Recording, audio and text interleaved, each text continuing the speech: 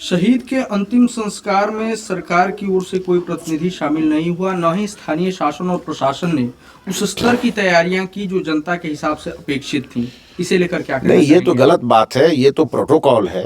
तो देश की 140 करोड़ जनता की हिफाजत के लिए और भारत माता के अस्मिता की रक्षा के लिए हमारे अमर शहीद मनीष तिवारी ने अपने प्राणों की आहुति दी है।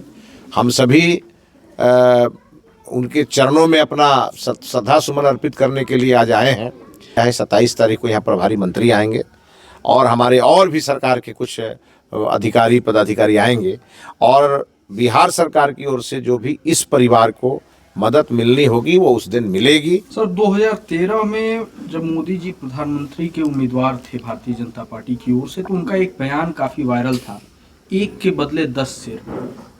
आज जब मोदी जी प्रधानमंत्री हैं, ऐसे में ऐसी घटनाएं आप किस रूप में देखते हैं? चिंतित होने की जरूरत नहीं है, लेकिन हाँ, केंद्र सरकार इस विषय पर सीधा प्रधानमंत्री जी इन सब विषयों को देखते हैं।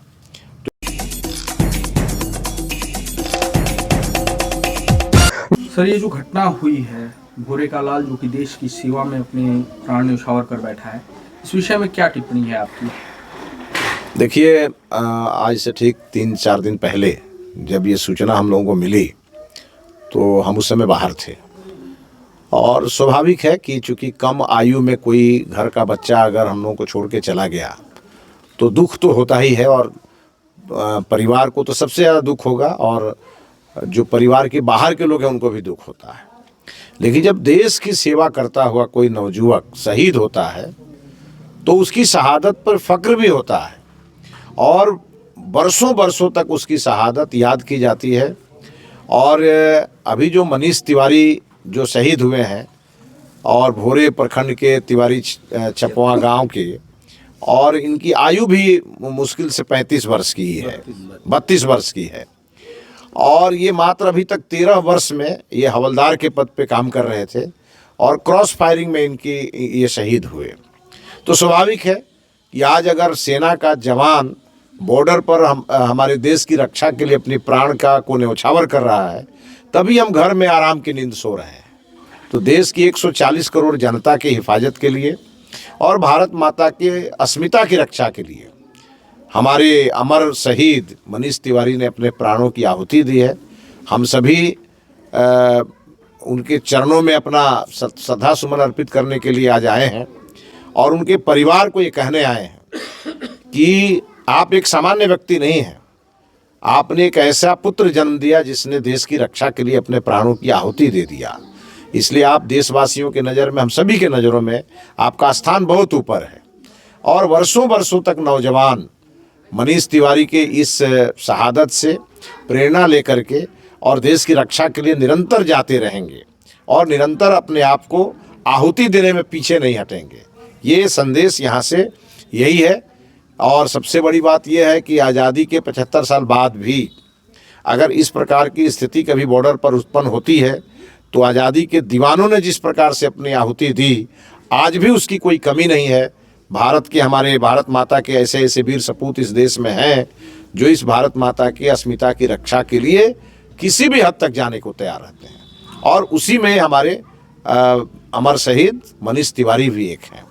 मार्कंडेय तिवारी जी जो उनके पिता हैं, स्वाभाविक है ये भी सेना के सेवानिवृत्त अधिकारी रहे हैं और स्वाभाविक है इनके पुत्र के जाने का गम तो है, लेकिन हमको लगता है कि भारत माता की सेवा करने का जो शुरुआत इन्होंने किया, इनके पुत्र इनसे भी आगे निकल गए और उन्होंने भारत माता के लिए अपने प्राणों की आहुति दी और उन आतंकवादियों को ये संदेश दिया कि हमारी तरफ देखना मत, हम अपनी जान की बाजी लगा के भी भारत माता की हिफाजत करेंगे। ऐसे वीर शहीद को हम लोग श्रद्धांजलि देने आए हैं। सर, बिहार सरकार की तरफ से इस पूरे परिवार को क्या अतिथि दिया जाएगा? हम कल पटना में मुख्यमंत्री और उप मुख्यमंत्री जी से चर्चा करेंगे और इसीलिए आपके सामने मैंने तय किया है 27 तारीख को यहाँ प्रभारी मंत्री आएंगे और हमारे और भी सरकार के कुछ अधिकारी पदाधिकारी आएंगे और बिहार सरकार की ओर से जो भी इस परिवार को मदद मिलनी होगी वो उस दिन मिलेगी। और बिहार सरकार से हम लोग ये भी आग्रह करेंगे कि यह गांव अब उस अमर शहीद के नाम से जाना जाए, इस इलाके में कोई आए तो ऐसे हमारे वीर शहीद के नाम से लोग आया कहे कि हाँ यह गांव, इसी गांव में वो पैदा हुए थे। इस प्रकार से लोग जन्म जन्मांतर तक इसको याद रखें। इस प्रकार की कोई उनकी अमर निशानी भी हम लोग यहाँ बनाने का प्रयास करेंगे। सर 2013 में जब मोदी जी प्रधानमंत्री के उम्मीदवार थे भारतीय जनता पार्टी की ओर से, तो उनका एक बयान काफी वायरल था, 1 के बदले 10 सिर। आज जब मोदी जी प्रधानमंत्री हैं, ऐसे में ऐसी घटनाएं आप किस रूप में देखते हैं इसको? देखिए, घटनाएं तो निश्चित रूप से चिंतित करती है कि आज भी आतंकवादी सोए नहीं हैं, आतंकवादी इस प्रयास में है। लेकिन एक बात का इस बात को लेकर के हम लोग निश्चिंत हैं कि आतंकवादी, अब मान लीजिए कि यहाँ तो हम लोग इस बात की चर्चा कर रहे हैं कि हमारे एक वीर शहीद शहादत हो गए, अपने देश के लिए शहीद हो गए, लेकिन हमारे उस वीर शहीद ने भी कईयों को मौत के घाट उतारा होगा। और चूंकि पाकिस्तान इसका हिसाब किताब जल्दी देता नहीं है, आपको ध्यान में होगा कि जब एयर स्ट्राइक हुआ उस समय भी मोदी जी ने वीडियो जरूर जारी किया, लेकिन उन लोगों ने इसका आंकड़ा नहीं जारी किया। बाद में 1 साल के बाद उनके कई प्रकार के बयान आने लगे। तो इस नाते हमारी सरकार निश्चित रूप से इसको लेकर के काफ़ी काम कर रही है।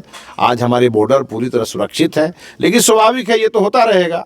आने वाले दिनों में आतंकवादी भी अपना काम करेंगे और हमारे देश के सैनिक भी उनको खदेड़ेंगे। चाहे कारगिल का युद्ध आपको याद होगा उस समय हुआ, और उसके बाद चाहे वो आपने देखा होगा चाइना ने भी कुछ बदमाशी की थी, उसका भी जवाब हमारे वीर सैनिकों ने दिया। और अभी मनीष तिवारी जो हमारे वीर शहीद हैं, उनकी कृतियों को लेकर तो हम लोग खुद बैठे हैं।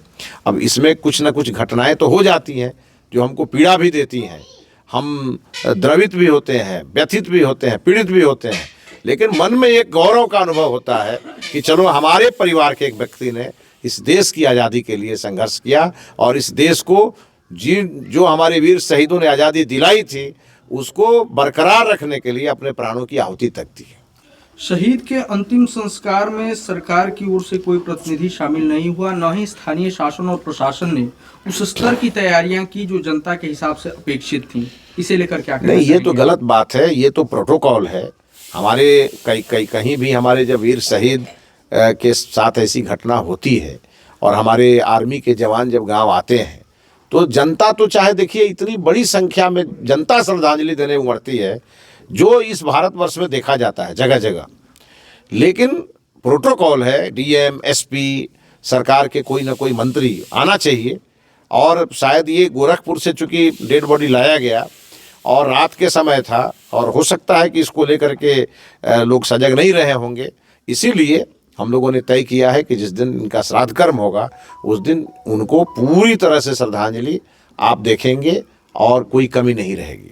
श्रद्धा सुमन अर्पित सरकार की ओर से भी होगा और बाकी हम लोग तो परिवार के सदस्य हैं, इस नाते भी हम लोग यहाँ आज आए हैं और हमेशा इस परिवार के साथ खड़े रहेंगे। देवरिया जिले के मैलौटा गांव में आशुतोष मिश्र के भी आज शहीद होने की खबर आ रही है, जो राजस्थान में पोस्टेड थे।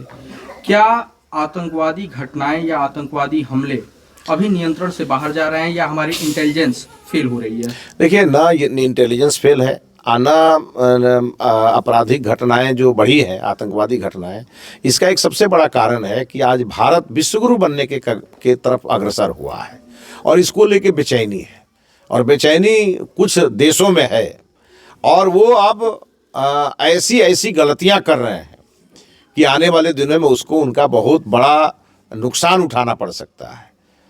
लेकिन हमारे लिए दुख का विषय है कि हमारे सैनिक शहीद हो रहे हैं, लेकिन हमारी सरकार इसको लेकर के पूरा कड़ा प्रतिकार कर रही है, करती रहेगी।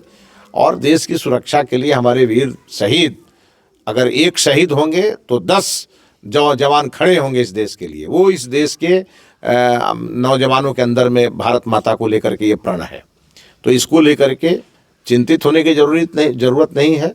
लेकिन हाँ, केंद्र सरकार इस विषय पर सीधा प्रधानमंत्री जी इन सब विषयों को देखते हैं।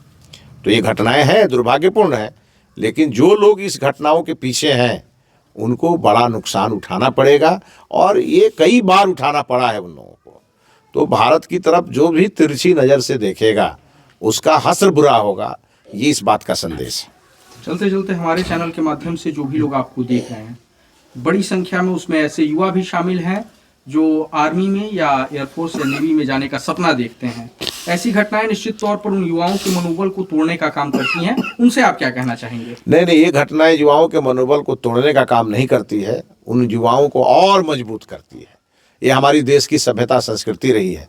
हम उन सभी परिवार वालों को कहेंगे कि अगर परिवार में 3 लड़के हैं तो एक लड़के को आईएएस बनाना हो, एक को इंजीनियर डॉक्टर बनाना हो, लेकिन एक को देश की सेवा के लिए जरूर भेजने का प्रण लेना चाहिए।